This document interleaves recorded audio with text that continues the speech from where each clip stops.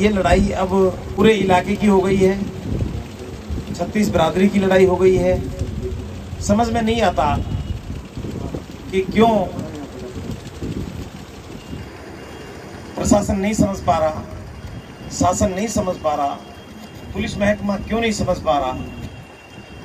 कई कोशिश ये की जाती है कि किसी मसले को निपटा लिया जाए। दोनों ही पक्ष कोशिश करते हैं कि चलो ठीक है, किसी से रास्ता निकल जाए, परंतु उसके बावजूद भी शासन और प्रशासन के जू तक नहीं रेंगती तो मजबूरी में बड़े आंदोलन खड़े किए जाते हैं।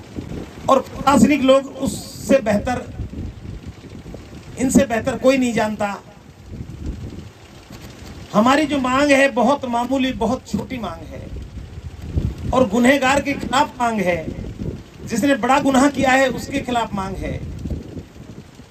हमारी नाजायज मांग हो तो हम बिल्कुल नहीं करते, परंतु समझ से बाहर है कि जायज मांग में एक छोटे से अदने से थानेदार के निलंबन की मांग की जा रही है। और भारी तादाद में आज से 5 दिन पहले काफी विरोध प्रदर्शन की हुआ और आज फिर काफी तादाद में समाज इकट्ठा हुआ, परंतु उसके बाद भी किसी तरह का कोई अच्छा रेस्पॉन्स ना सरकार की तरफ से, शासन की तरफ से, ना प्रशासन की तरफ से, ना पुलिस महकमे की तरफ से। तो बड़ी तकलीफ होती है और बड़ी अफसोस की बात है, उस सरकार के सामने हम आंसू बहा रहे हैं। उस सरकार से हम मांग कर रहे हैं जिस सरकार को यहाँ पर बैठे लोग तकरीबन चाहे वो किसी भी समाज के लोग हों, अधिकतर वो लोग हैं जो 90 से 95% वोट करते हैं। जो वर्तमान में सूबे में जिस पार्टी की हुकूमत है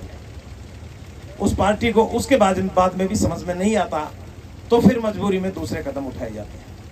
फिर मैं एक बार, हमारे कई साथी आए हैं, 2-2, 5-5 मिनट वो भी अपनी बात कह लें, मैं फैसले को आप सभी को सुनाऊं।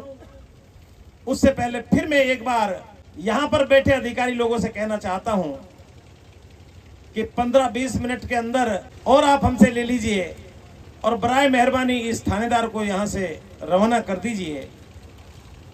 उसमें ना आप परेशान होंगे, ना हम परेशान होंगे, ना आपको दिक्कत होगी, ना हमको दिक्कत होगी।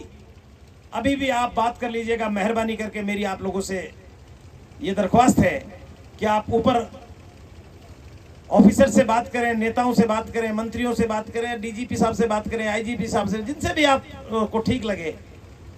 आप लोगों को भी पता है कि इस अधिकारी ने बहुत बड़ी गलती की है। तो मैं अभी टाइम 4:15 हुआ है, हम 4:15, 4:45 बजे हम अपना फैसला सुनाएंगे। आधा घंटे आप लोग को और हम समय देते हैं। इसलिए समय दे रहे हैं कि हो सकता है कि ईश्वर अल्लाह आप लोगों को सद्बुद्धि दे और कोई बेहतर रास्ता निकल जाए। हमारी मांग बहुत क्लियर है कि अगर थानेदार इस थाने पे रहेगा तो फिर हम लोग भी अपने इस आंदोलन पर अड़िग रहेंगे। इसलिए मैं अभी जो फैसला हमने किया है वो नहीं सुना रहा हूं। सभी साथियों से, मैं अपने दोस्तों से और नौजवान साथियों से, हमारे कमेटी के लोगों से माजरत चाहता हूं कि हम सोच रहे हैं कि 15, 20, 25 मिनट का और समय दे दिया जाए भाई। हाँ साहब, कमेटी के लोग सहमत हैं इस बात से? हम तो यहीं बैठे हैं, हमें जाना है नहीं। इसलिए अभी हमारे एक साथी आए हैं, देखो बाहर से चलकर आए हैं, तो ये भी अपनी बात आप लोगों के बीच में कहेंगे। और मेरी सभी साथियों से एक अपील है कि मैं आप लोगों से, बोलने वालों से भी एक दरख्वास्त करूंगा कि अब हमारा जो प्रोग्राम रहेगा वो बिल्कुल अनुशासन में रहेगा और किसी भी तरह की हम कोई कड़वी भाषा का इस्तेमाल नहीं करेंगे। हम सांकेतिक रूप से अपना प्रोग्राम शुरू करें। उससे पहले हमारे जो साथी हैं अपनी कोई बात रखना चाहें, बाहर से आए तो रखेंगे।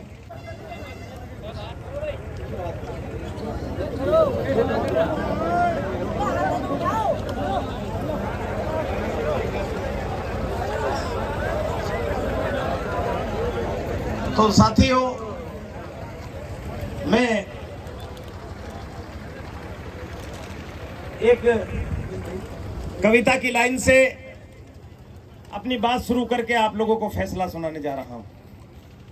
हमने तो ये भी कहा था, निवेदन भी किया है कि भाई आप लोग मानिए, लेकिन नहीं मानते। मेवात की धरती पर धरना प्रदर्शन बहुत कम होते हैं, परंतु जब हालात बद से बदतर होने लगे, धरना प्रदर्शन भी करना पड़ता है। और अब इस चीज की जो शुरुआत हुई है, ये आवाज आपकी पूरे मेवात इलाके में जाएगी। मेवात से मतलब एक मेयो कौम से नहीं है, मेवात का मतलब एक रीजन से है जिसमें सभी जाति धर्म के लोग रहते हैं। बगीचा वही खूबसूरत होता है जिस बगीचे में सभी तरह के फूल खिलते हों, इसलिए मेवात में सभी तरह के फूल खिलते हैं। तो मैं एक लाइन कविता की सुनाकर आप लोगों को फैसला सुनाऊंगा। हो गई है पीर पर्वत सी पिघलनी चाहिए, हो गई है पीर पर्वत सी पिघलनी चाहिए, अब हिमालय से कोई गंगा निकलनी चाहिए।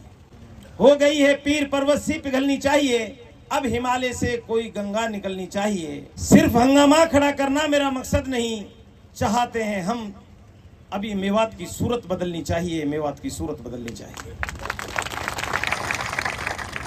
मोहतरम साथियों, हम लोगों ने यह तय किया है कि हम अपना धरना प्रदर्शन अब इस समय से शुरू करने जा रहे हैं। जितने साथी, ज्यादा से ज्यादा तादाद में साथी यहां मौजूद रहेंगे, और ये धरना प्रदर्शन हमारा, क्योंकि मैं यहां पर मौजूद प्रशासनिक अधिकारी और पुलिस के अफसरान, उनको अपना शेड्यूल बता रहा हूं, वो इस चीज को नोट करें कि आज 29 तारीख हुई है, 30 और 1 तारीख, आज कल और परसों हमारा धरना प्रदर्शन यहां रहेगा। अगर आप लोगों के पास इस 2 दिन में भी इस समस्या का समाधान नहीं निकलेगा, गांधी जयंती के दिन 2 अक्टूबर को हम यहां से भारी तादाद में पैदल चल के तिजारा कस्बे में एसडीएम साहब के कार्यालय पर पहुंचेंगे, और वहां पर हजारों की तादाद में भीड़ इकट्ठी करके वहां एक बड़ी सभा करेंगे। और उस सभा को वहीं पर, अगर हमारी मांग नहीं मानी गई तब तक, तो उस सभा को वहीं पर हम धरने में परिवर्तित कर देंगे, और फिर वो धरना हमारा अनिश्चितकालीन वहां चलेगा। लिहाजा ये फैसला हुआ है कि अब हमारा ये महापंचायत धरने में परिवर्तित हो गई है।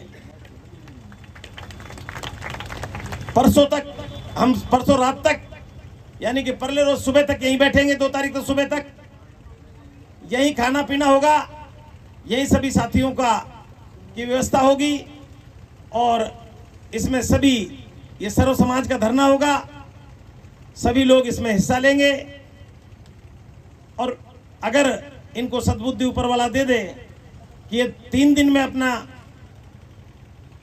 फिर भी कुछ समझ जाए तो बेहतर है, नहीं तो फिर 2 तारीख को यहां से जितना भी 5-7 किलोमीटर तिजारा है, हम लोग यहां से अपना पैदल चल के और वहां बड़ी सभा करेंगे उस दिन, और बड़ी सभा को फिर हम धरने में वहां परिवर्तित कर देंगे। ये फैसला किया है, ठीक है? सहमत हैं आप लोग? बहुत बहुत शुक्रिया।